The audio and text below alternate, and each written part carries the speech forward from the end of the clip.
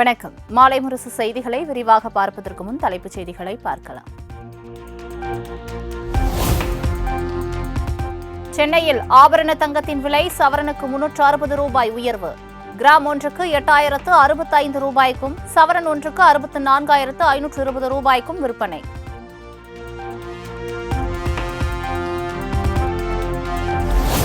நடப்பாண்டுக்கான நிதிநிலை அறிக்கையை தாக்கல் செய்தார் புதுச்சேரி மாநில முதலமைச்சர் ரங்கசாமி.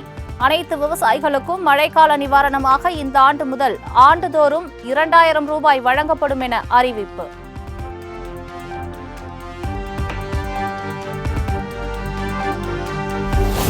தமிழகத்தைப் போல் புதுச்சேரியிலும் மாணவர்களுக்கு 1000 ரூபாய் வழங்கும் திட்டம் செயல்படுத்தப்படும் என முதலமைச்சர் ரங்கசாமி அறிவிப்பு. 6 முதல் 12ஆம் வகுப்பு வரை அரசு பள்ளியில் பயின்று இளநிலை கல்வி படிக்கும் மாணவர்களுக்கு 3 ஆண்டுகளுக்கு ஊக்கத்தொகை வழங்க முடிவு.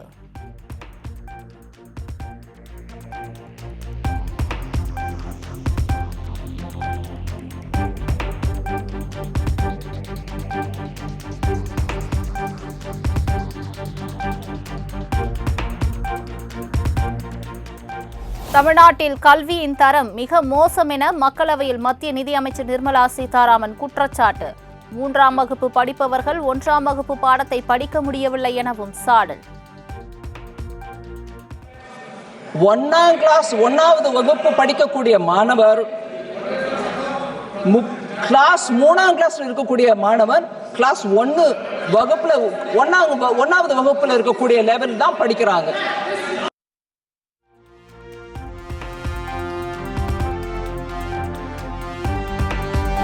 உங்கள் போராட்டம் அநாகரிகமானது என கூறியதற்கே அமைச்சர் தர்மேந்திர பிரதான் பேசியதை திரும்ப பெற சொல்லும் திமுக, தமிழை காட்டுமிராண்டி மொழி என கூறிய பெரியாரை திராவிட இயக்கத்தின் அடையாளம் என போற்றுவதாக நிர்மலா சீதாராமன் கடும் தாக்கு. அவரை பத்தி பேசுவேன், அவரை வழிபடுற அதே மக்கள் இன்னைக்கு எங்களுடைய எஜுகேஷன் மினிஸ்டர் மன்னிப்பு கேட்குமாறு கேட்டார்கள்.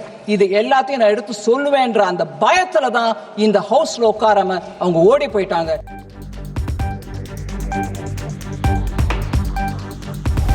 PM ஸ்ரீ பள்ளிகளை நிறுவ தமிழ்நாடு அரசு ஒப்புதல் தந்தது என்பதில் உறுதியாக இருக்கிறேன். கடிதத்தை எக்ஸ் தளத்தில் வெளியிட்டு மத்திய கல்வி அமைச்சர் தர்மேந்திர பிரதான் பதிவு.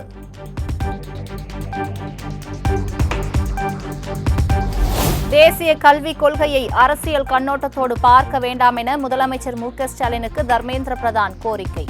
அரசியல் ஆதாயங்களை விட தமிழ்நாட்டில் உள்ள நமது குழந்தைகளின் நலனுக்கு முன்னுரிமை கொடுங்கள் எனவும் வலியுறுத்தல்.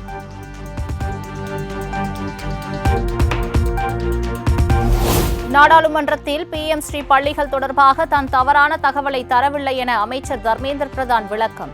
தமிழ் மொழியை பாதுகாப்போம் என குரல் கொடுக்கும் திமுக தமிழ் மொழி, இலக்கியம், இலக்கிய சின்னங்களை மேம்படுத்த எந்த முயற்சியும் செய்யவில்லை என குற்றச்சாட்டு.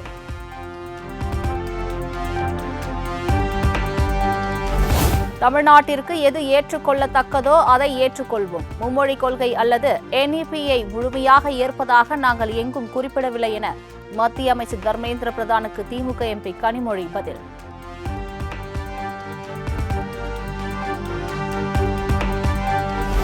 சிறப்பாக செயல்படும் மாநில கல்வி அமைப்பை ஏன் சீர்குலைக்க வேண்டும் என அமைச்சர் அன்பில் மகேஷ் பொய்யாமொழி கேள்வி. மாணவர்களுக்கு எது சிறந்தது என்பதில் சமரசம் செய்ய முடியாது எனவும் திட்டவட்டம்.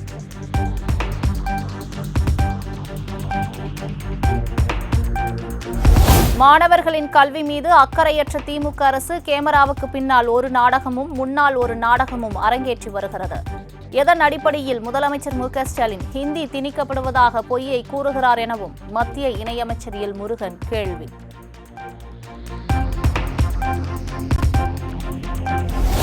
பாஜகவை பொறுத்தவரை தர்மேந்திர பிரதான் மன்னிப்பு கேட்க வேண்டிய தேவை இல்லை என்று அண்ணாமலை கருத்து. தமிழக எம்பிக்கள் குறித்து பேசினால் எப்படி தமிழர்கள் பற்றி பேசுவது போல் அடையாளமாகும் எனவும் கேள்வி. தர்மேந்திர பிரதான் அவர்கள் நேற்று லோக்சபாவில் பேசும்பொழுது தெளிவாக சொன்னாங்க, நான் யாரையும் தவறாக சொல்லலை, திராவிட முன்னேற்ற கழகத்தினுடைய பாராளுமன்ற உறுப்பினர்களை பற்றி நான் குறிப்பிட்டு பேசியிருக்கிறேன். ஆனால் என்னுடைய சகோதரி கனிமொழி அவர்களுக்கு ஒரு வேளை மனதில் ஏதாச்சும் சங்கடத்தை ஏற்படுத்தியிருந்தால் நான் மன்னிப்பு கேட்குறேன். அது வந்து தர்மேந்திர பிரதான் ஐயா அவருடைய பெருந்தன்மையை காட்டுது. அதே நேரத்தில் எங்களை பொறுத்தவரை அவர் மன்னிப்பு கேட்டிருக்க வேண்டாம் தான் நான் நினைக்கிறேன்.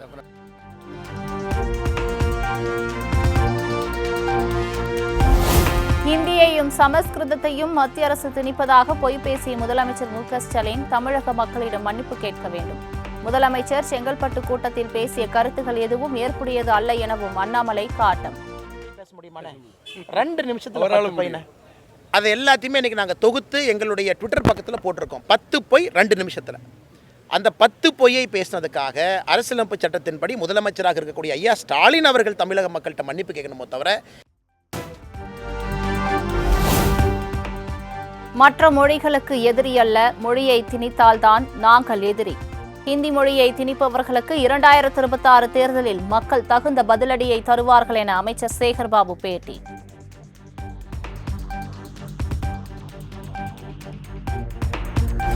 மத்திய அமைச்சர் தர்மேந்திர பிரதான் அந்த வார்த்தையை சொல்லி இருக்க வேண்டாம். நாடாளுமன்ற பட்டிமன்றம் போல் நடப்பதாக நாதக ஒருங்கிணைப்பாளர் சீமான் பேட்டி. அது அது அப்படி அந்த வார்த்தை அநாகரிகமானது சொல்லியிருக்க வேண்டியதில்லை. அது தேவையில்லை. அது கருத்தாக தான் எதிர்கொள்ளணுமே ஒழிய இப்படி அநாகரிகமான வார்த்தையை பயன்படுத்தியிருக்க வேண்டியதில்லை.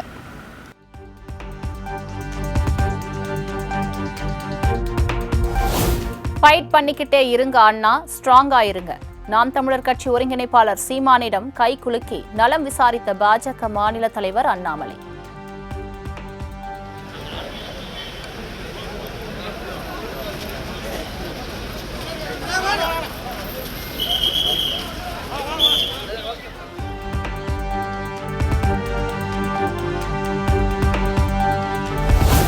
அண்ணாமலை சீமான் நிழலோடு யுத்தம் செய்கிறார்கள், நாங்கள் நிஜத்தோடு யுத்தம் செய்கிறோம். அண்ணாமலை மற்றும் சீமானின் நேற்றைய சந்திப்பு குறித்த கேள்விக்கு அமைச்சர் சேகர்பாபு பதில். நிழலோடு அவர்கள் யுத்தம் செய்து கொண்டிருக்கின்றார், நாங்கள் நிஜத்தோடு யுத்தம் செய்து கொண்டிருக்கின்றோம். அவர்கள் யுத்தத்திற்கும் திராவிட முன்னேற்ற கழக திராவிட மாடல் யுத்தத்திற்கும் பல மாறுபாடுகள் வேறுபாடுகள் இருக்கின்றன.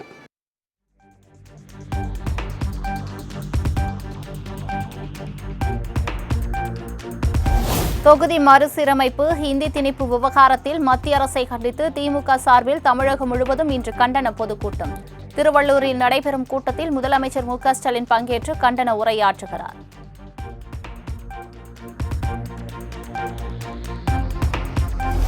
திமுக மாணவர் அணி தலைவர் பொறுப்பு வகித்த ராஜீவ்காந்தி மாணவர் அணி செயலாளராக நியமனம்.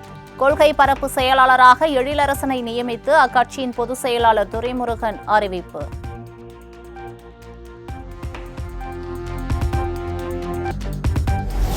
விழுப்புரம் அருகே இருவேல்பட்டு கிராமத்தில் வெள்ள சேதத்தை பார்வையிட சென்ற அமைச்சர் பொன்முடி உள்ளிட்டோர் மீது சகதியை வீசிய வழக்கு. தலைமறைவாக இருந்த விழுப்புரம் தெற்கு மாவட்ட பாஜக மகளிர் அணி முன்னாள் துணைத் தலைவி விஜயராணியை கைது செய்த போலீசார்.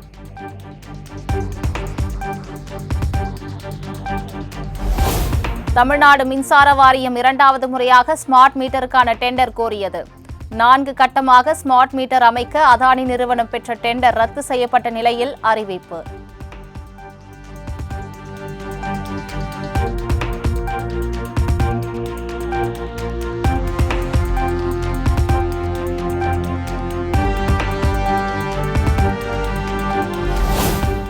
திண்டுக்கல் மாவட்டம் வத்தலகுண்டில் இன்று திறக்கப்பட இருந்த சுங்கச்சாவடியை அடித்து நொறுக்கிய பொதுமக்கள். அனைத்து பொருட்களையும் அடித்து உடைத்தது குறித்து போலீசார் தீவிர விசாரணை.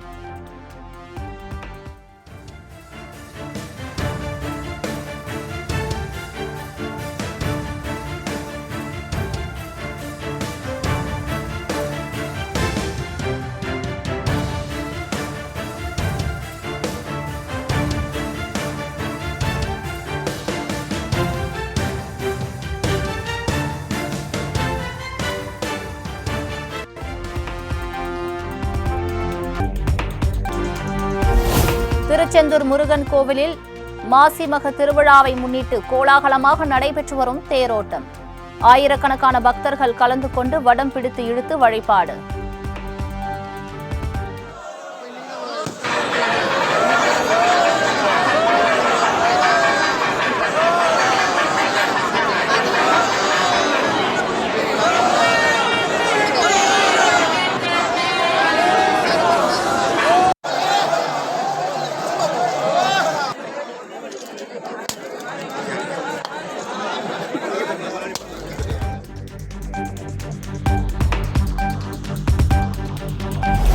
காஞ்சிபுரம் காமாட்சி அம்மன் கோயிலில் பிரம்மோற்சவ திருவிழா கோலாகலம்.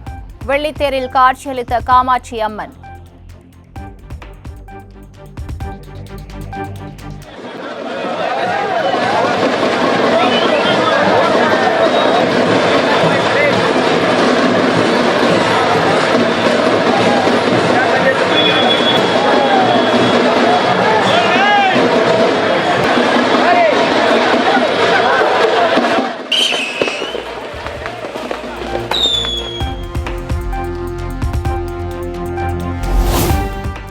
பிரதமர் மோடிக்கு மொரிஷியஸ் நாட்டின் மிக உயரிய விருது வழங்கப்படும் என அந்நாட்டு பிரதமர் நவீன் சந்திர ராம்குலம் அறிவிப்பு. இந்த விருதை பெறும் முதல் இந்தியர் என்ற சிறப்பை பெறுகிறார் பிரதமர் மோடி.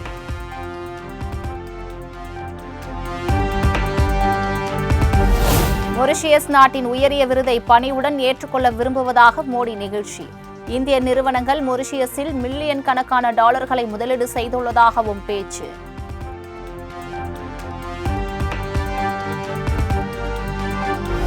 ஒடிசா சட்டப்பேரவையில் பாஜக காங்கிரஸ் எம்எல்ஏக்களுக்கு இடையே மோதல். வாக்குவாதம் முற்றியதால் கைகலப்பு. मान्यवर मंत्री जंगल परिवेश और जलवायु परिवर्तन मान्यवर बाचस्पति महोदय हमारा मान्यवर विधायक धर्मगढ़ जो क्वेश्चन कर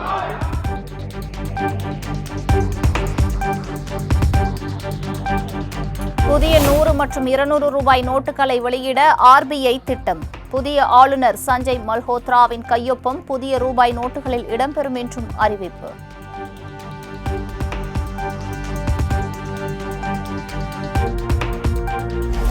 ஆந்திர மாநிலம் சித்தூரில் வியாபாரியின் வீட்டிற்குள் துப்பாக்கியுடன் சென்று கொள்ளையடிக்க முயன்ற கொள்ளையர்கள் கைது. 2 துப்பாக்கிகள் குண்டுகளை பறிமுதல் செய்து காவல்துறையினர் தீவிர விசாரணை.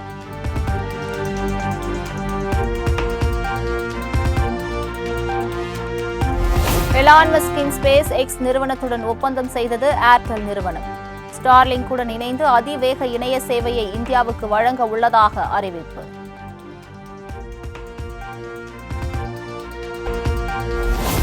உலகின் மிகப்பெரிய கால்பந்து மைதானத்தை அமைக்க மான்செஸ்டர் யுனைடெட் திட்டம்.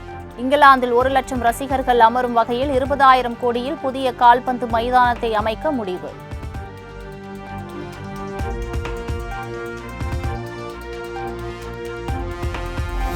மகளிர் பிரீமியர் லீக் கிரிக்கெட் போட்டியில் பெங்களூரு அணி வெற்றி. 11 ரன்கள் வித்தியாசத்தில் மும்பை அணியை வீழ்த்தி அசத்தல்.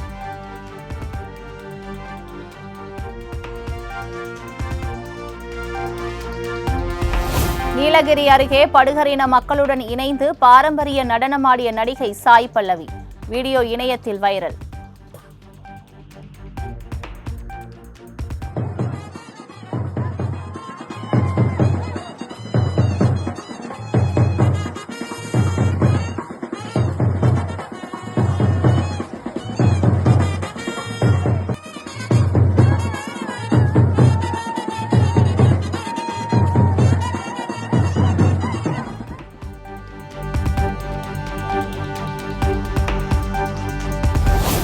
நடிகை சௌந்தர்யாவின் மரணம் விபத்தல்ல, கொலை. ஆந்திராவை சேர்ந்த சிட்டிமொழி என்பவரின் புகாரால் சர்ச்சை.